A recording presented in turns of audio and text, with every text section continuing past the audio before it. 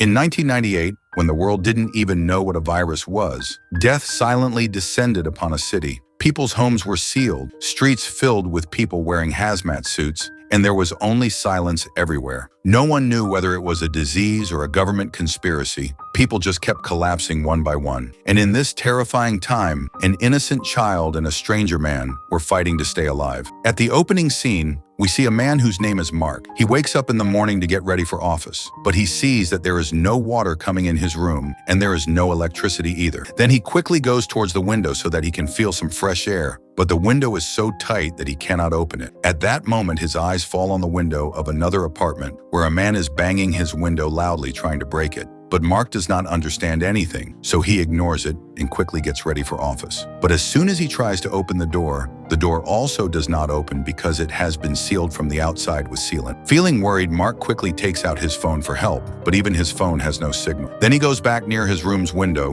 where he again sees that man who is still asking for help from his room's window. Then he notices that from every apartment's window, people are visible who are locked in their apartment. Then Mark's eyes fall on some people wearing hazmat suits who are sealing people's doors. Mark ignores all these things and picks up a hammer from his room and starts trying to break the door so that he can get out. But by mistake, he injures his finger. He quickly tries to bandage his finger, thinking that too much blood should not flow. But then he hears the sound of a wall breaking in the nearby room. Mark quickly picks up something from near him, thinking that maybe there is some danger. But fortunately, two kids break the wall and enter inside. They are Nico and his elder brother, Sergey, who is always angry. Sergey immediately checks Mark's room window, thinking that maybe it would be open, but he realizes that Mark is also stuck in the same problem in which they are. After some time, when the kids go back to their apartment, Mark also slowly slips into their apartment. There he finds the entire apartment filled with stuff, so he quickly asks Sergey what is happening and if they already knew about this. Hearing this, Sergey gets angry and moves towards Mark with a knife. But at that moment, Aiden and Sally arrive, making Sergey step back again. Aiden, who is a government officer, gets scared seeing the situation and says that something bad is going to happen. He anxiously tries to call for help,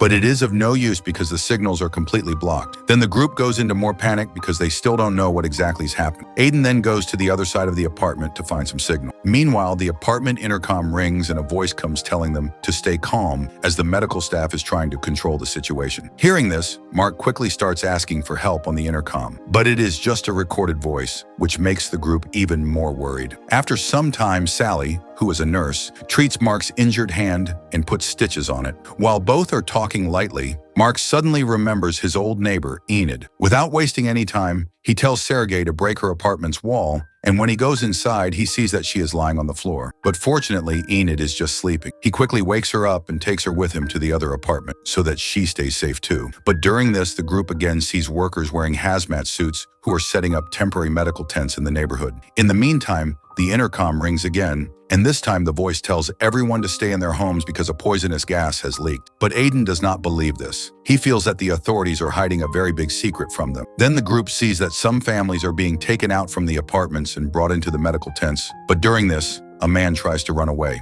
But soon, snipers shoot and kill him, which creates chaos everywhere. Seeing all this, Aiden and the group also become terrified because they had been trying to escape from the beginning, and now seeing this has spread even more fear in their hearts. After some time, Sergey is still standing near the window when he sees some people wearing hazmat suits in an apartment. They are forcefully entering an apartment and snatching the children away from the family. Seeing this, Sergey tells the group that they need to leave right now, otherwise soon these people will reach their apartment too. But the group does not trust his words, and Aiden says that if they leave from here, the snipers will not let them live. But Sally and Mark are ready to listen to Sergey. So Mark quickly tells the group to collect some things so that they can make a chemical that can melt the sealant on the wall. Then the group immediately starts searching for chemicals. When they find them, Mark mixes them and makes a mixture. Then he pours this mixture under the main door, and surprisingly, the plan works. The sealant starts loosening immediately, but in the meantime, smoke spreads all over the room, making it difficult for the group to breathe. Then the group uses all their strength to try to open the door, but it does not open. Then Sally hears some sound and tells the group to stay quiet.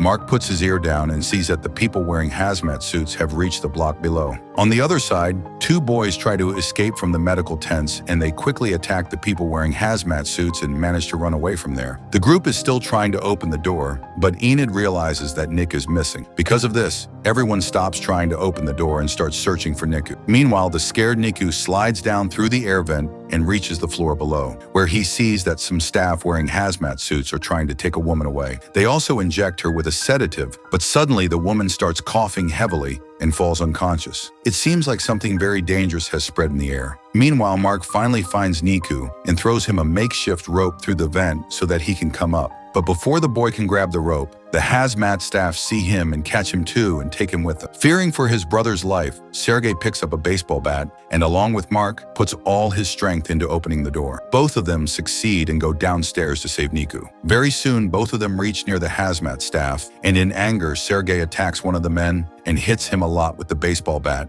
killing him there. After this, in anger, Sergei catches the other staff member and forcefully takes her to their apartment, thinking that maybe he will get some idea of what is really happening here. As soon as Sergei pushes the worker wearing the hazmat suit forward, the group gets scared seeing her, but soon Sergei hits her with the baseball bat from behind and makes her unconscious. Then the group quickly starts checking her stuff, where they find some smoke grenades. This makes the group suspicious that something wrong is happening outside. Then the worker wearing the hazmat suit regains consciousness, and the group sees that she is a female. Mark quickly tries to ask her what is happening outside and what they are doing here. Before the female staff can answer, Sergei grabs her and takes her near the window and shows her to everyone, along with a note saying, "I've got one." Seeing this, the other people in the apartments become happy. But in the meantime, two people wearing hazmat suits below also see this. Then Sergei quickly ties the female staff's hands so that she cannot escape, and just then her radio signal starts ringing. He tries to pick it up, but before that, Mark picks it up, where on the other side a voice comes asking what the situation is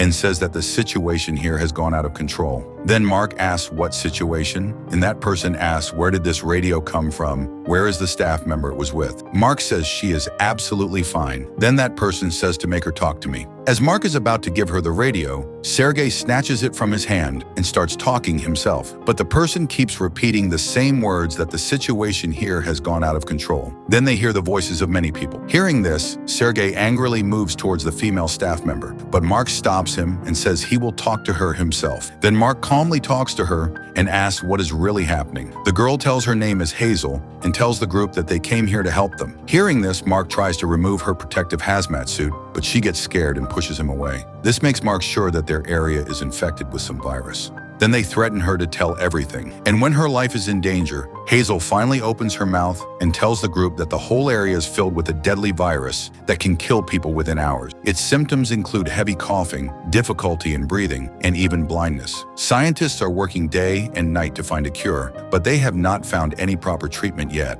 Mark asks why all the communication systems have been shut down. Hazel replies that the government doesn't want normal people to know about the virus. The more people panic, the harder it will be to control it. She also says that the people in the room have a 50-50 chance of having the virus. As soon as Hazel finishes talking, Sergei loses his patience. His face turns red with anger, and without thinking, he picks up a knife and cuts Hazel's protective suit. Fear clearly shows in Hazel's eyes. In panic, she takes out an injection from her pocket, but Sergei doesn't give her a chance and quickly snatches it from her hand. Everyone looks at her in shock when Hazel tells them that this vaccine is still being tested, so there is no guarantee it will work. She says that everyone should stay inside until the authorities control the situation. At night, when everyone is thinking about how to escape the building, Hazel quietly takes her hand out of the zip tie and tries to run away. But before she can reach the door, Sergei pushes her down and hits her. Mark tries to stop him, but Sergei's worry and anger come out on Mark too. The whole scene stops when Sergei accidentally slaps Niku hard, and Niku starts crying loudly. After some time, the group sees that outside the building, a crowd of people is gathering who are angrily moving towards them. Seeing this, they understand that these people also want to know the real truth from Hazel. By now, most of the staff wearing hazmat suits are either no longer alive or have run away from there. Hazel gets scared and says not to let those people come inside because they might be infected with the virus. The group immediately drops a heavy cupboard at the entrance to block the way. Voices and loud banging on the door start coming from outside. Sally moves forward to calm them down, but at that moment, a sharp piece of glass hits her neck neck, giving her a deep wound. Time keeps running out, so Sergei angrily throws a smoke bomb at them and pulls Sally back into the room. But by then, Sally has already lost a lot of blood. Hazel tries her best to save her, but her breathing becomes slow and eventually her body becomes lifeless. Seeing this, sadness spreads in the group, especially Aiden, who gets deeply shocked and quietly goes into another room. The next scene shows that when the group wraps Sally's dead body in cloth and goes to find Aiden, he is nowhere to be seen. Soon they find out that Aiden has already worn Hazel's hazmat suit and left the building. When he goes outside, other residents see him and think he is a medical staff member. They all surround him and start asking for the vaccine, and when he does not answer, people attack him. At that moment, a sniper fires a warning shot, making people run away, and only Aiden remains there. Unfortunately, the sniper considers him infected and shoots him, and he dies there. During this anxious time, Sergei goes to check the entrance and sees that thousands of people are running towards their building. He immediately tells the group that they have to leave right now, but Mark does not want to leave Hazel alone. When he tries to free her, Sergei's anger bursts on him and he hits Mark's head with a baseball bat, making him unconscious. Now Hazel becomes completely alone and trapped in danger, with no way to escape. After some time, Mark regains consciousness and sees that outside the building, two people wearing hazmat suits are preparing to release poisonous gas. Soon he finds his group. He angrily attacks Sergei, asking why he made him unconscious, but Enid comes in between and calms him down. Just then, the poisonous gas spreads everywhere, and everyone starts running towards the rooftop. On the way, Mark sees Hazel's dead body and feels sad. Meanwhile, one of the surviving residents comes to Sergei for help, but Sergei, filled with anger, beats him badly. He keeps hitting the man until other people come and stop him. Sergei looks at Mark and screams for help, but Mark does nothing, just closes the door and starts walking towards the rooftop. When he reaches the rooftop, Enid and little Niku fall asleep there, out of exhaustion. The next morning, when Mark tries to wake Enid up, he finds out that she had died in her sleep. Now only Niku is left with him. Mark carries him on his back and comes down from the building. All the way, he sees dead bodies everywhere, but he does not stop. Coming outside, he sees that the contamination camps are now empty too. At that moment, an announcement is made that everyone should stay in their home and no one except medical staff should go outside. Otherwise, they will be arrested. Hearing this, Mark wears a hazmat suit and leaves with Niku. Unfortunately, after some time, they encounter a man coming from the building in front. He thinks Mark is a medical staff member and crying, says that his wife had died and the authorities had taken his daughter away. In anger and grief, he grabs Niku and points a piece of glass at him. Mark tries to explain to him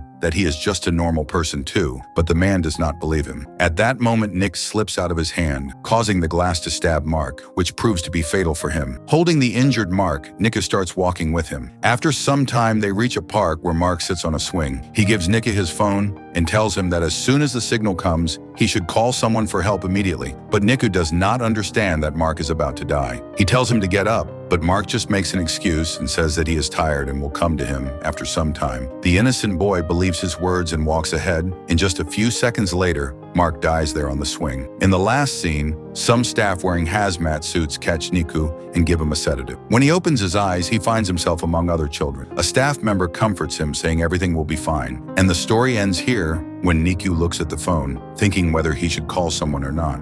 So friends, how did you like this story? Do share your opinion in the comments. I will meet you in the next recap. Till then, take care. Bye.